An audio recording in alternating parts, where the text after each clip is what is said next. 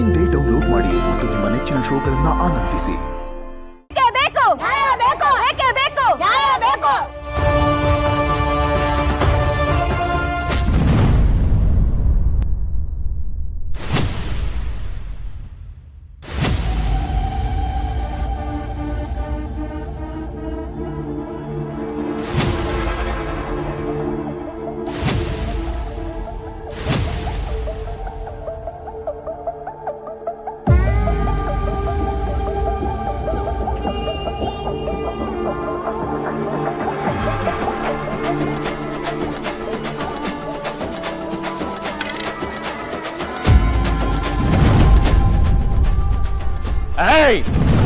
ಪೊಲೀಸ್ನವ್ರಿಗೆ ಅಡ್ಡ ಬರೋದಕ್ಕೆ ಎಷ್ಟು ಧೈರ್ಯ ನಿನ್ಗೆ? ನಾನು ಪೊಲೀಸ್ ಆಫೀಸರ್ ಮಗಳು. ನೀವ್ ಹಾಕೊಂಡಿದ್ದೀರಾ ಅಲ್ವಾ ಯೂನಿಫಾರ್ಮ್, ಅದಕ್ಕೆ ಸೆಲ್ಯೂಟ್ ಮಾಡ್ತಾ ಬೆಳ್ದಿರೋಳ್ ನಾನು. ಅಂತದ್ರಲ್ಲಿ ಇದು ದುರುಪಯೋಗ ಆಗೋದು ನನ್ನ ಕೈಯಲ್ಲಿ ನೋಡಕ್ಕಾಗಲ್ಲ. ಲಾಠಿ ಇರೋದು ಕ್ರಿಮಿನಲ್ಸ್ಗೆ ಹೊಡೆಯಕ್ಕೆ, ಅಂತದ್ರಲ್ಲಿ ಸತ್ಯಕ್ಕೆ ಹೋರಾಡ್ತಿರೋ ಮುಗ್ಧ ಹೆಣ್ಮಕ್ಳಿಗೆ ಟಾರ್ಚರ್ ಮಾಡ್ತಿದ್ದೀರಾ ಅಲ್ವಾ? ನಾಚಿಕೆ ಆಗಲ್ಲ ನಿಮ್ಗೆ? ಇಲ್ಲಿ ಲಾಠಿ ಚಾರ್ಜ್ ಮಾಡೋದನ್ನ ನೀವು ನಿಲ್ಸ್ಬೋದು, ಒಳಗಡೆ ಕಣ್ಣನ್ ಮೂಳೆ ಮುರಿತೀನಲ್ಲ ಅದನ್ನ ನಿಲ್ಲಿಸ್ತೀರಾ? ಒಳಗಡೆ ಕಿರ್ಚಾಡ್ತಾ ಇರ್ತಾನಲ್ಲ, ತಾನಾಗ್ ತಾನೇ ನಿಮ್ ಪ್ರತಿಭಟನೆ ನಿಲ್ಲುತ್ತೆ.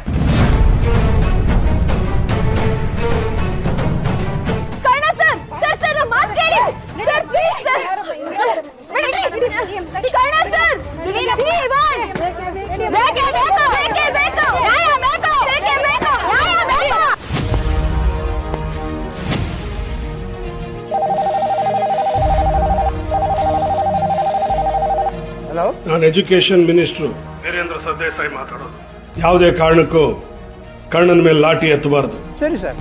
ಸರ್, ಎಜುಕೇಶನ್ ಮಿನಿಸ್ಟರ್ ಫೋನ್ ಮಾಡಿದ್ದಾರೆ, ಕಾರಣ ಅವ್ರಿಗೆ ಹೊಡಿಬಾರ್ದಂತೆ.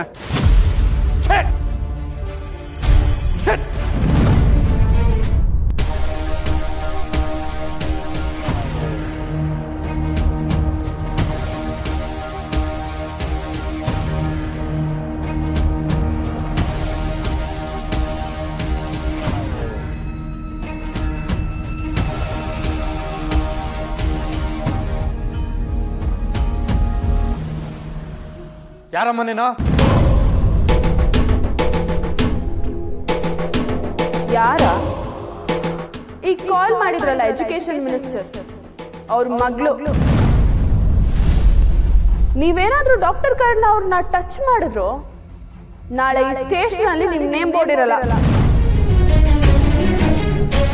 ಅನ್ಯಾಯದ ದಾರಿಯಲ್ಲಿ ಇವ್ರನ್ನ ಅರೆಸ್ಟ್ ಮಾಡಿದ್ದೀರಾ.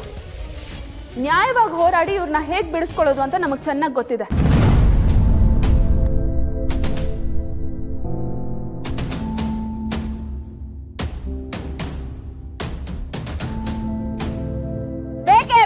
ನ್ಯಾಯ ಬೇಕು, ನ್ಯಾಯ ಬೇಕು, ನ್ಯಾಯ ಬೇಕು.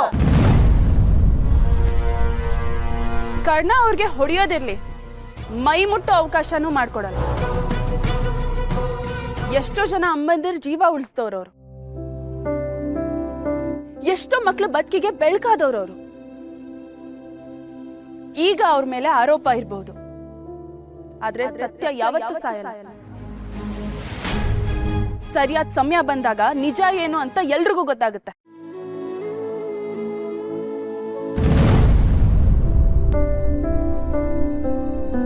ನೀವೇನೋ ಎಮೋಷನಲಿ ಕಿರ್ಚಾಡ್ತಾ ಇದ್ದೀರಾ. ನಾಳೆ ಕೋರ್ಟ್ ಆರ್ಡರ್ ಬಂದ್ರೆ ಅವ್ನ್ ಜೈಲಲ್ಲೇ ಫಿಕ್ಸ್. ಕೋರ್ಟ್ ಅಲ್ಲಿ ಡಿಸೈಡ್ ಆಗದೆ ಇರ್ಬೇಕಾದ್ರೆ ಶಿಕ್ಷೆ ಕೊಡಕ್ ನೀವ್ಯಾರು?